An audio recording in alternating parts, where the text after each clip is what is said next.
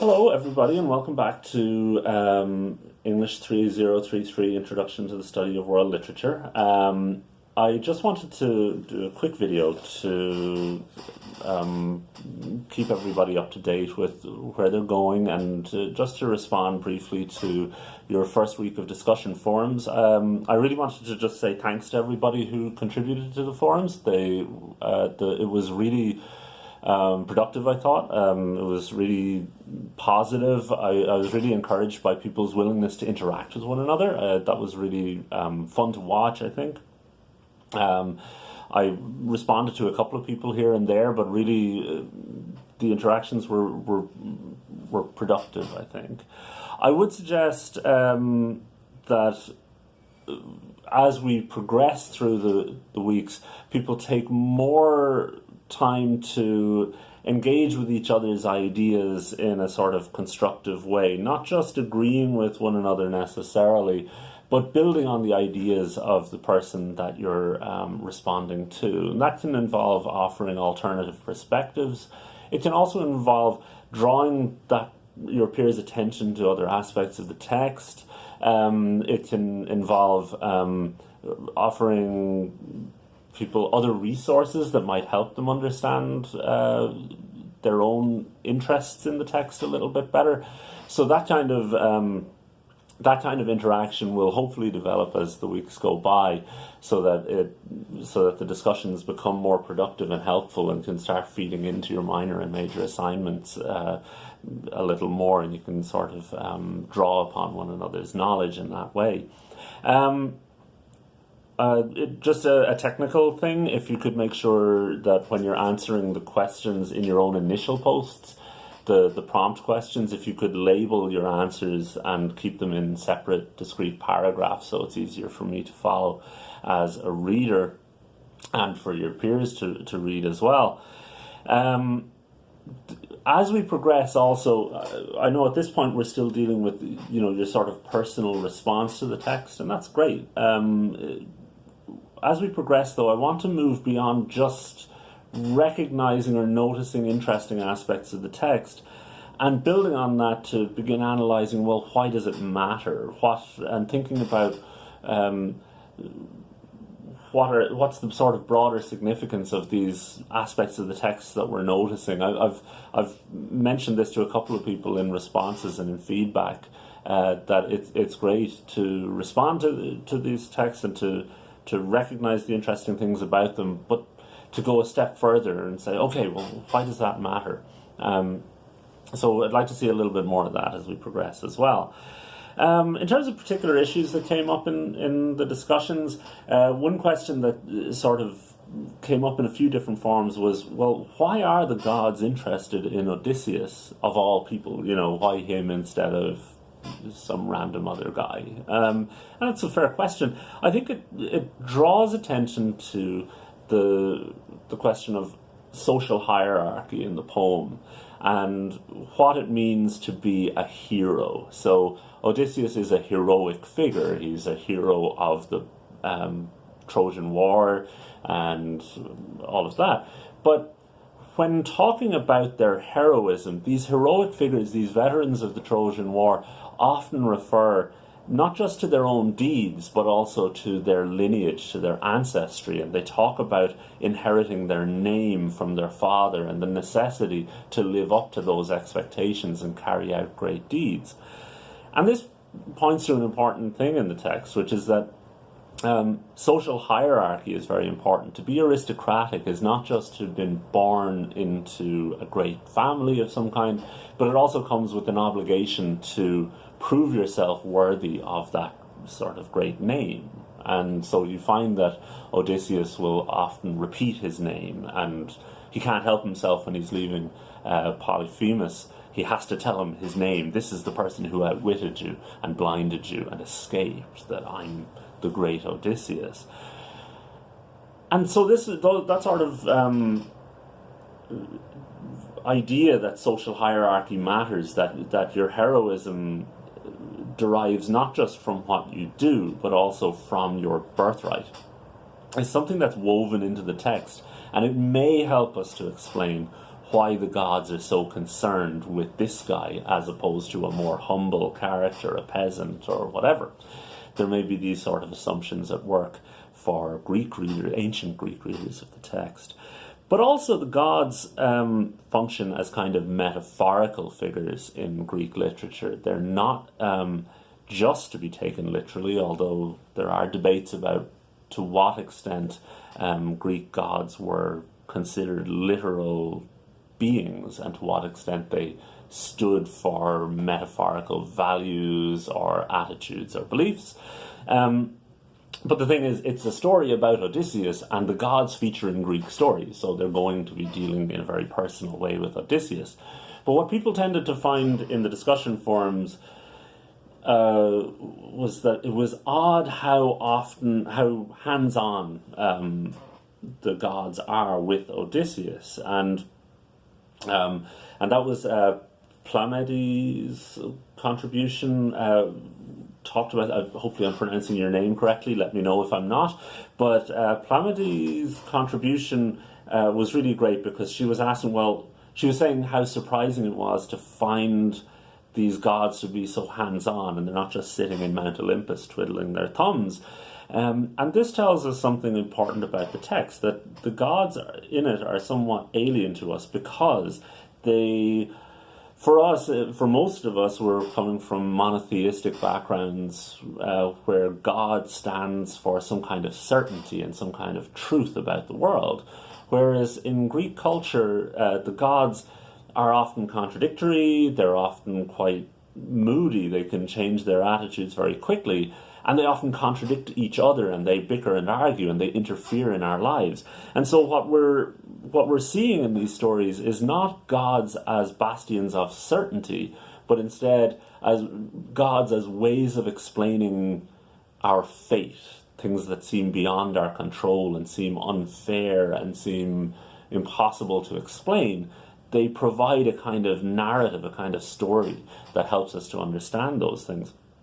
And so a story like the Odyssey is set in this sort of tension between agency on the one hand, Odysseus' control over his own life, and destiny on the other hand, the things that are beyond his control, the wind that blows him off track, or the wave that knocks his boat to shore. That sort of tension between a hero's control over his own life and destiny's control over our fate, I think, is explained in some ways by these very personal, hands-on interactions with the gods. So thanks very much to those who began thinking about those issues. Destiny also mentioned Percy Jackson as a sort of source of knowledge on Athena that I wasn't really all that familiar with. Athena, but from the book, but I was very much familiar with it from the Percy Jackson movies. That was great because I wanted to. It's a great way to start thinking about the question of adaptation and going beyond just looking at the Odyssey and starting to think about, well, why is this resonating with us today? This story from thousands of years ago. Why does it keep showing up in these contemporary books and movies and poems and stuff like that? And what does it have to say to us now? And it's interesting that a lot of us, even if we're not necessarily familiar with the text, are probably familiar with a lot of elements of it because it's so central to our culture. And that's how we're going to start thinking about it next week. Tanya also asked a question about citations. What's the correct way to do the citations of this? I would say that the normal MLA citation is fine. Author's name, Homer, and then the page number. You can do that, and that's fine. Some scholars also use a format where they use the book number, and then a period, and then the line number. And both of those are fine. I'm okay with either of those approaches. I would say the author of the work is Homer, not Robert Fagles. You would put down Fagles' name if you're talking about the translation and things that are important about the way that he has interpreted the text, the way that he has translated it. But if you're just quoting the text and the content is more important, then I would use Homer as the author's name. Okay, I just wanted to briefly also talk about survey responses. Real big thank you to everybody for contributing to the introductory survey. I hope it's helpful for you to think a little bit about what your personal and professional goals are, but it's really helpful for me to think about those goals. Some of them were really inspiring. I really love reading people's personal goals when people say that they want to become a teacher, and it's like, I'm focused on that, and that's what I'm trying to become. And some people who have more nebulous goals, like, I want to write a great book sometime down the road. I love reading those sorts of personal and professional goals, but even the more general sort of, I want to expand my mind and things like that. I hope that the course can do those things. But in terms of professional goals or anything like that, I would hope that I can help you achieve some of those, and I will be available if there's any way that you feel that I can help you achieve any of your goals. Do get in touch. I will try also to adjust the course as needed to make it challenging and relevant for you and your goals. Some of our assignments will be geared towards allowing you to model your assignments in a way that will be relevant to your goals, but I'm also just generally hopefully responsive to your needs, what you want to get out of this course and what sort of challenges you want to face and overcome in it. So some people have talked about wanting to be better at analytical thinking, or just using great writers as models for their own great writing. And I certainly hope to be able to provide outlets for doing that, and instituting processes in our own analytical writing that will focus on ways to improve how you engage with texts, how you write your own analytical essays and stuff like that, and instituting, minor assignments and deadlines that will hopefully help you to model your essays a little bit more productively for you. I was also interested in the answers people gave to the reading for a university, like what's the difference between reading for a university course and reading for pleasure. And one person said that reading for a university course involves active reading. And that was a great answer. That's really, really good, because I think it is important when you're reading texts for a course like this that you do so with a pen in hand, that you're taking notes on what you're doing, and that for one thing, that means that material sticks in your head more, and it also means that you don't have just vague ideas of what might be in the text when you go to try and think about how you're going to incorporate those into your arguments and essays and things like that. But rather, you'll have this sort of bank of information that you can look at and say, okay, well, now I'll go back to the text. This is what I was thinking on the day. Do I think any differently now? So that kind of active reading is important. But also, so one response was that when you read for pleasure, you're trying to find what you can get out of the text, whatever floats your boat. But when you're reading for a course like this, you're reading for a grade and thinking about, well, what do I need to be seeing to see the grade, to get the grade? I think that's unavoidably true. There is, and it is a drawback of reading for a university course. But I would also say that you shouldn't narrow your reading too much either. Feel free to keep that sort of open-minded response. I would hope that there are opportunities, especially in the weekly discussion forums, for you to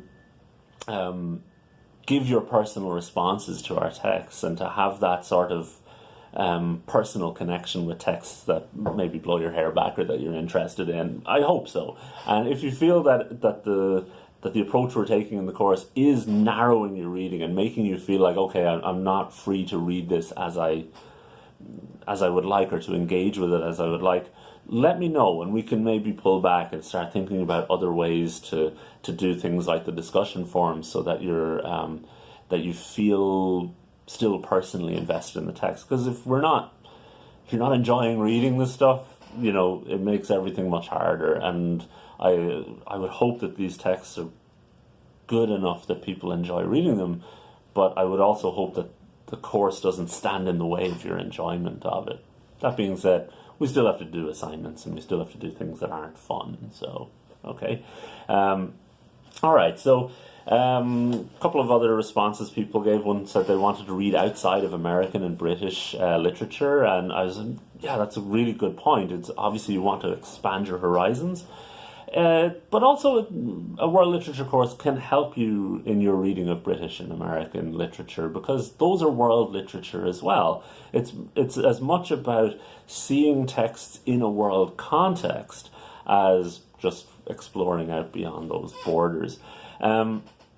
Okay, so one person in the response to, well, what skills do you have that will help you in this course, responded that they don't want to sell themselves short, but I like reading. And I thought, well, you're not selling yourself short there. If you like reading, that is half the battle as far as I'm concerned. And if you can demonstrate a real abiding enthusiasm for the literature that we're doing, especially in the discussion forums, and you can show that your engagement with the text is enthusiastic and informed and knowledgeable, then I think you'll do fine. That will bleed into all of the other things that we do. One person mentioned in terms of their weaknesses that they have a tendency to slack off and procrastinate. I think everybody has that problem to some extent. Not everybody, but I certainly have it. What we'll try and do is, for some of the major assignments, we'll try and institute minor deadlines on the way towards it, and hopefully that'll help you. If you are the kind of person who tends to procrastinate, that'll help you model a kind of system where you're not leaving things to the last minute, but you're thinking progressively, okay, I need to have these tasks done on the way towards a final deadline, so that things don't creep up on you and end up overburdening you or creating anxiety towards a deadline, okay? On the other hand, deadlines do help concentrate the mind somewhat, so we'll try and strike that balance. Okay, in terms of the progress with the course, I hope people are enjoying the reading so far. From the discussion forums, people seem to be. I think it's a great. Obviously, the Odyssey is one of the great works of world literature, one of the greatest works in human history. So that makes it a little easier. I would also hope that the questions that I'm asking in the discussion prompts are varied enough to allow you to engage with the text in a way that is interesting to you, and that they help facilitate or stimulate discussion. Do get in touch. Contact me if you think there are things you'd like done differently, or there are issues you'd like to address that maybe aren't coming up that you think might be relevant, and I'll try and incorporate those things into the discussion as well. As we progress, it might be possible to liberate you from my questions and allow you to start formulating your own questions, because I think formulating your own questions about text is an important skill in itself in terms of literary analysis. So as we progress, I would hope that you guys are going to be able to take more control of the direction of the discussion forums. Okay, so looking forward to next week. This week we're still engaging with the Odyssey and maybe on a more personal level. Looking forward to next week, we're going to start thinking about the Odyssey as world literature more actively. Now, obviously, as we've seen, our readings as people in the 21st century in the United States reading this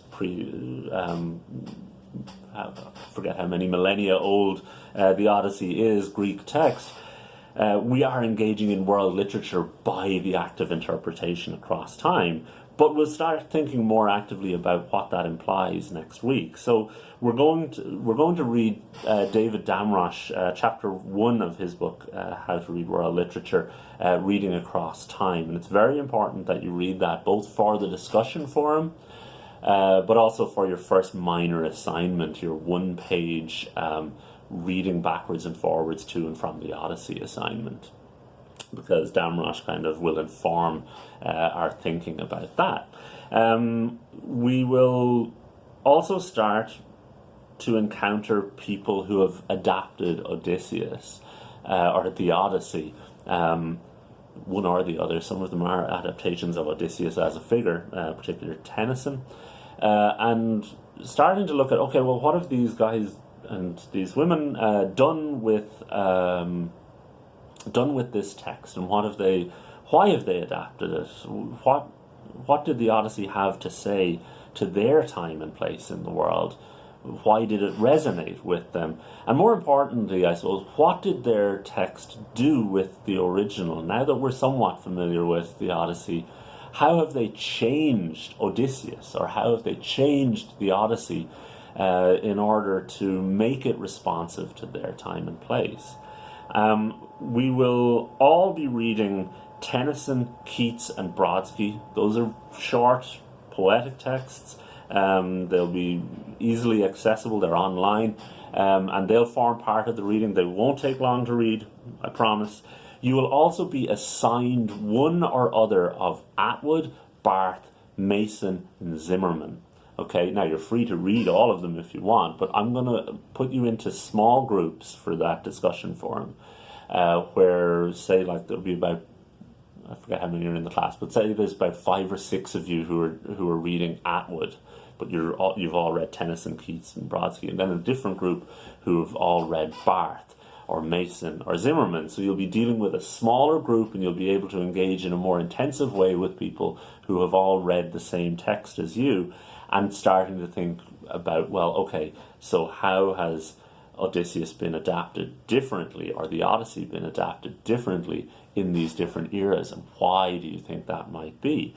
So that'll be a sort of, we'll be tweaking the format of the discussion forum so that you're engaging more intensively with people on these texts. You are also going to be doing your minor assignment next week. It'll be due on the 1st of February. It's 1 page long, so on the one hand, I do want you to be able to draw directly upon the texts. You'll need to be able to talk about Damrosch's key ideas, right? And I do want you to be able to quote directly from both the Odyssey and more modern texts. But it's 1 page, so I don't want you to get too hung up on it or get too anxious about it. Establish what it is you want to say, what your thesis statement is. Make sure that you have a stance about, what you want your reader to take away from reading adaptations of the Odyssey, and what it tells us about the idea of reading across time. But keep in mind that we can't do everything that we want to here. So as long as there is a serious engagement with both the critical text and the Odyssey and its adaptations, I think you'll do just fine in that, okay? If you do have any questions about that assignment, do let me know. I'll have your major assignment prompt up as soon as possible. Sorry for the delay with this video, but MLK Day kind of threw everything off a little bit this week, so we're a little bit behind and I'm playing catch up. But I'm appreciating very much what you guys are doing so far. I hope that continues with this week's discussion forum, and that it's onwards and upwards from here. But so far, it's been fun. So thank you. Be in touch.